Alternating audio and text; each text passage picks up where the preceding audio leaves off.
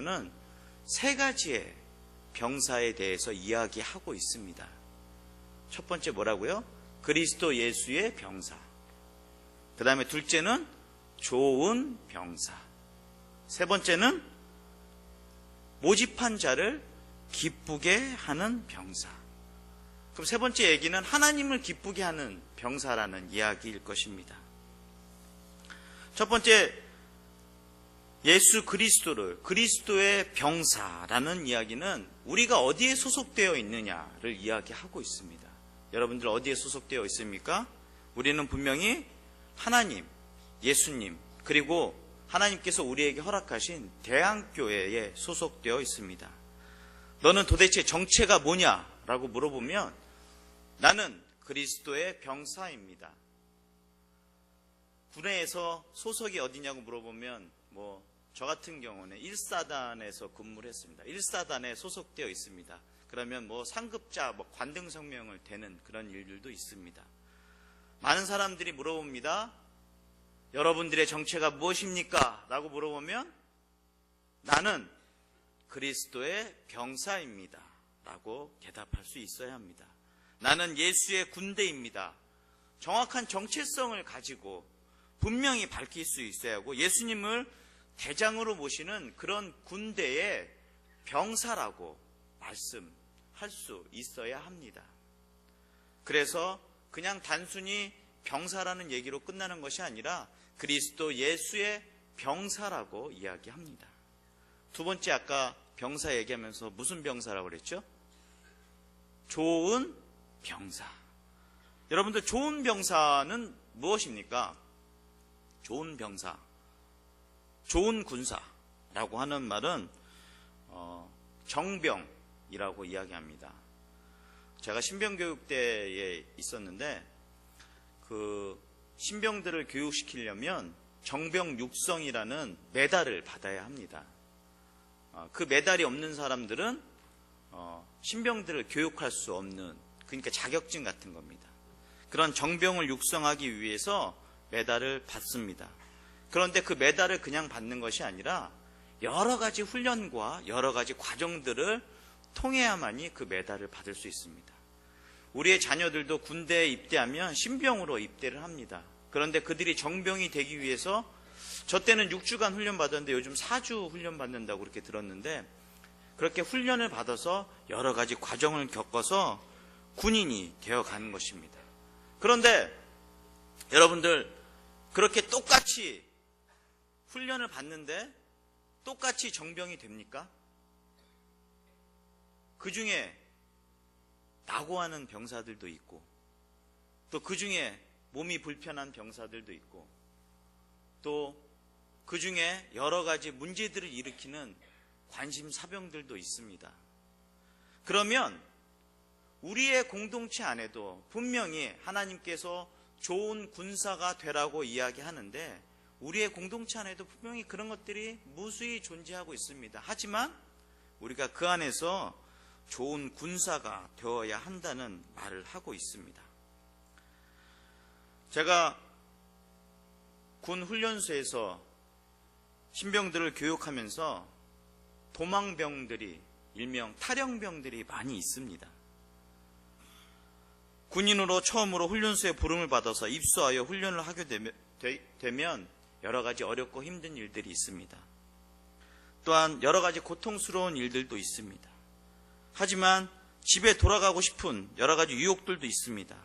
그래서 그것을 이기지 못하고 그 상황을 벗어나기 위해서, 또한 그런 상황을 모면하기 위해서 탈영을 하는 그런 친구들이 있습니다.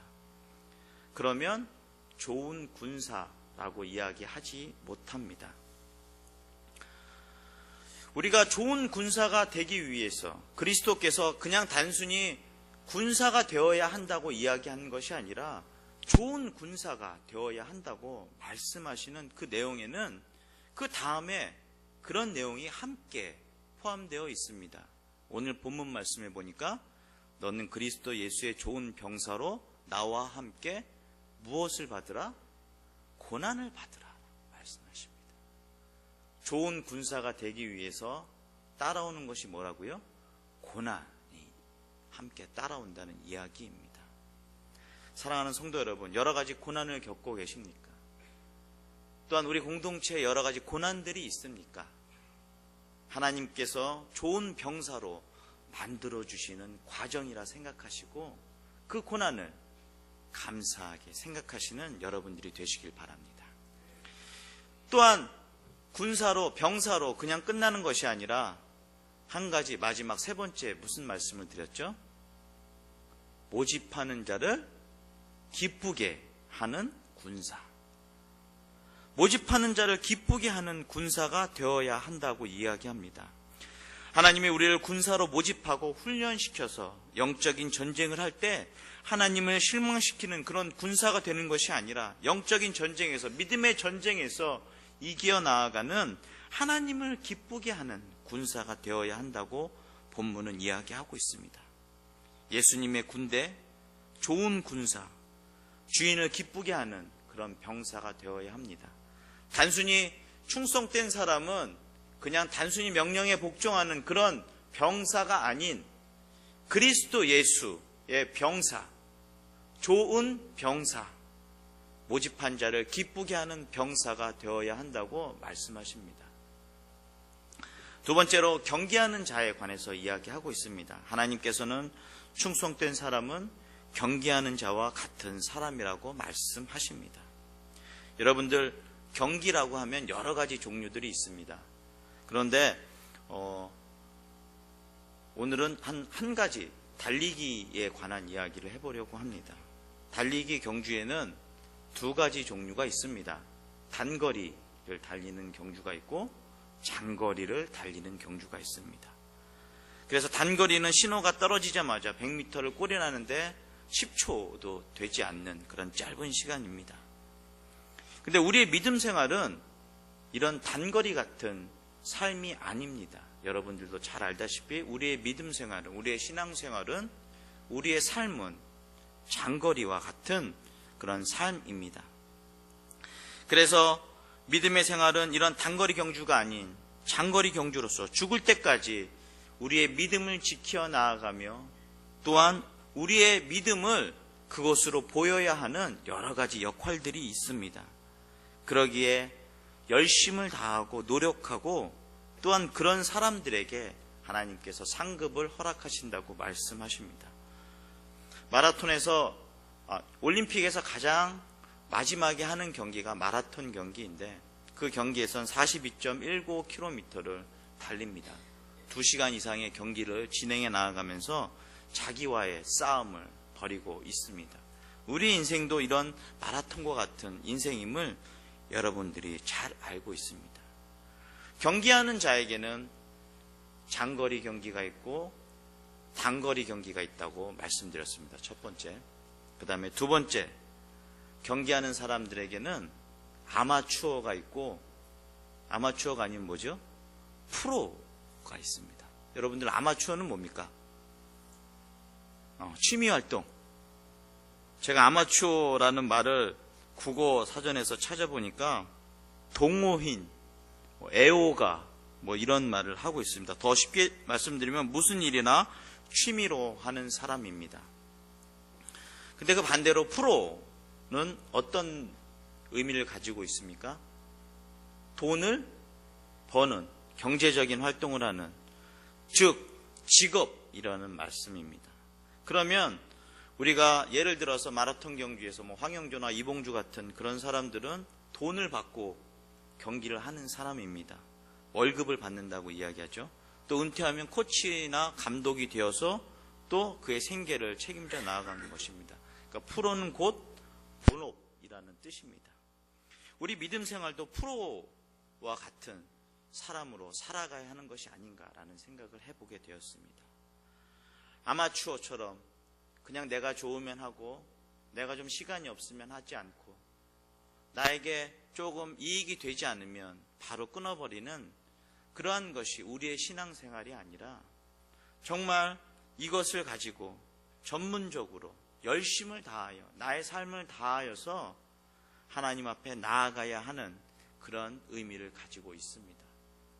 경기하는 자는 첫 번째 단거리와 장거리를 이야기했고, 두 번째는 아마추어와 프로에 관해서 이야기했습니다. 세 번째 이야기는 오늘 본문 말씀에 나와 있습니다. 5절 말씀에 경기하는 자가 어떻게 경기해야 된다고요? 법대로 경기해야 한다고 우리들에게 이야기하고 있습니다. 이것을 조금 긍정적으로 표현하면 경기하는 자가 법대로 경기하면 면류관을 얻을 수 있다. 승리자의 관을 얻는다라고 이야기합니다. 선수는 하루아침에 이루어지는 것이 아닙니다. 먼저 열심히 연습을 하고 훈련을 해야 합니다. 피눈물 나는 연습을 해야 하는 것은 기본이고, 또한 자기가 어떤 경기에 출전하여서 최선을 다하지 않으면 결과를 얻을 수 없습니다. 그리고 그 최선을 다하는데 규칙을, 그 다음에 여기서 이야기하는 법을 제대로 지켜야 하는 것입니다. 저희 집에는 아주 넓은 마당이 있습니다. 제가 백두 쇼핑 5층에 살고 있습니다. 그래서 저희 집에는 마당이 아주 넓습니다. 그래서 저희 안에 와보신 분들은 아실 겁니다. 그래서 저희 딸아이하고 세발 자전거를 거기서 항상 열심히 탑니다. 날씨가 좋으면. 그런데 그냥 자전거만 타면 재미없으니까 우리 딸아이하고 항상 경주를 합니다. 그 트랙을 한 바퀴 돌아서 저희 현관문까지 먼저 도착하는 사람이 1등이다 라고 경기 규칙을 정합니다. 그런데 저희 딸아이는 이 승부욕이 엄청 강해서인지 모르겠지만 트랙을 돌지 않고 항상 현관으로 먼저 달립니다. 그래서 항상 자기가 1등이라고 이야기합니다. 그래서 제가 어느 날 그것이 잘못되었다라고 이야기하는데 본인은 그것이 잘못되었다라고 생각하지 못하고 있습니다. 1등이 중요하다는 것을 알고 있기 때문에. 그래서 제가 이야기했습니다. 1등을 하고 싶으면 마당을 한 바퀴를 잘 돌아서 그래서 현관 앞에까지 가야 한다고 이야기합니다. 그렇게 이야기하고 아이와 다시 경주를 합니다. 마당을 잘 돌겠습니까? 안 돕니다. 그리고 먼저 들어와서 본인 1등이라고 또 이야기합니다. 그래서 아이한테 그거는 네가 이긴 게 아니야. 왜냐하면 법을 어겼기 때문이야 라고 이야기합니다. 법대로 하지 않으면 우리가 아무리 수고하고 노력하고 애를 써도 이기는 것이 아닙니다. 믿음의 생활도 열심히 죽기 아니면 살기로 최선을 다해야 하지만 하나님의 법대로 하지 않냐면 아무런 소용이 없습니다. 여러분, 그럼 여기서 이야기하는 하나님의 법은 무엇입니까? 하나님의 법이란 우리가 잘 알고 있는 성경을 말하고 있습니다. 그래서 성경은 우리가 어떻게 믿어야 될 것을 가르쳐주고 있고, 우리가 어떻게 살아야 하는 것을, 우리가 어떻게 충성된 일꾼이 되어야 하는 것을, 우리가 어떻게 모여서 사랑해야 하는 것을 말하고 있습니다. 그래서 성경을 덮어놓고 살아간다면 우리는 정확히 법대로 경기하는 사람이 아닙니다. 성경을 펴놓고 믿음 생활의 법을 익혀야 합니다. 그 법을 따라서 살고 믿어야 하는 것입니다. 거기에 승리가 있고 월계관이 있고 기쁨이 있고 소망이 있고 감사가 있습니다. 세 번째로 하나님께 충성하는 사람은 수고하는 농부와 같은 사람이라고 이야기합니다. 우리 6절 말씀 다 같이 한 목소리로 읽어보도록 하겠습니다. 수고하는 농부가 곡식을 먼저 받는 것이 마땅하니라. 아멘. 수고하는 농부가 곡식을 먼저 받는 것이 마땅하다고 이야기합니다. 농사에는 과정이 있습니다. 저는 농사를 지어보지 않아서 잘 모르겠지만 농사를 짓는 데는 반드시 때가 있다고 이야기합니다. 씨를 뿌릴 때가 있고 반드시 그 씨를 뿌려야 할 때 씨를 뿌려야 하며 김을 맺어야 할 때 김을 맺어야 합니다. 그리고 또한 여러 가지 영양분을 공급해야 할 때 또한 하나님께서 비를 주시고 햇빛을 주심으로 여러 가지 농작물이 잘 자랍니다. 그런데 이런 때가 바뀌거나 씨를 뿌릴 때 씨를 뿌리지 않고 싹이 나서 자랄 때 김을 맺은다면 농사는 엉망진창이 되고 맙니다. 그리고 수확할 때에 맞춰서 수확을 해야 하는 것도 마찬가지입니다. 좀 일찍 수확을 해도 안 되고 조금 늦게 수확을 해도 안 됩니다. 그래서 농부들은 때를 잘 맞추어야 합니다. 그 다음에 최선을 다하여서 오래 기다려야 합니다. 그런데 농부와 다르게 장사하는 사람들은 그렇지 않습니다. 장사하는 사람들은 어떻습니까? 아침에 가서 물건을 가지고 와서 점심에 저녁에 열심히 팔으면 저녁에 이윤을 손에 쥘 수 있습니다. 그런데 농부는 그렇지 않습니다. 아침에 씨를 뿌리면 언제 나가 싹이 트는지 저녁에 거둘 수 있는 것이 아닙니다. 봄철에 씨를 뿌리면 여름이 지나고 가을이 되어 거두게 됩니다. 그동안 최선을 다해 수고하고 노력하고 기다릴 줄 알아야 한다는 것입니다. 농부는 열심히 일하고 기다리는 사람이 되어야 합니다. 그래서 야고보서 5장 7절에 이렇게 기록되어 있습니다. 그러므로 형제들아 주께서 강림하시기까지 길이 참으라. 보라 농부가 땅에서 나는 귀한 열매를 바라고 길이 참아 이른 비와 늦은 비를 기다린다라고 이야기합니다. 거기에 야고보서 5장엔 무슨 말씀이 기록되어 있냐면 기도에 관한 내용과 인내에 관한 내용을 이야기하면서 이 농부를 빗대어서 이야기합니다. 사랑하는 성도 여러분, 충성된 사람이 되려면 기다릴 줄 아는 사람이 되어야 하며 나에게 맡겨진 일들에 최선을 다하고 때를 맞추어 일을 할 수 있는 사람이 되어야 합니다. 여러분은 믿음의 농사를 짓는 분들입니다. 때를 잘 맞추어 기도할 때 기도하고 예배할 때 예배하고 전도할 때 전도하며 일할 수 있을 때 일하셔야 합니다. 그런데 제가 요즘 많은 인사들을 하면서 교인들과 연락하면 이런 이야기를 합니다. 목사님, 제가 아직 부족해서 이 일을 잘 감당하기가 힘듭니다 라고 이야기할 때마다 정말 이것을 어떻게 하면 좋을까 라고 생각했는데 오늘 본문 말씀에서 저에게 하나님께서 답을 허락해 주셨습니다. 여러분들 셋째까지 하면은 오늘 설교가 끝나는구나 라고 생각하시는데 오늘은 넷째가 있습니다. 마지막으로 하나님께서는 충성된 사람에게 총명을 주신다라고 말씀하십니다. 7절 말씀입니다. 다 같이 한 목소리로 읽어보도록 하겠습니다. 내가 말하는 것을 생각해보라. 주께서 범사에 내게 총명을 주시리라. 아멘. 하나님께서는 우리들에게 하나님의 일을 할 수 있는 총명을 허락하십니다. 총명이란 말을 찾아보니까 영리하고 기억력이 좋으며 재주가 있다라는 말입니다. 그래서 그 말 그대로 해석했습니다. 하나님께서는 우리들에게 주의 일을 감당하기 위해서 총명을 허락하신다는 것은 영리하게 하시고 하나님의 일을 할 수 있도록 기억력을 주시고 하나님의 일을 할 수 있도록 재주를 주신다라고 우리들에게 말씀하십니다. 우리 교회는 지금 2015년도를 준비하고 있습니다. 여전도의 남선교회, 또 여러 위원회, 구역회, 교육부서 등 다양한 기관과 부서에서 일꾼을 찾고 있으며 일꾼들을 임명하고 있습니다.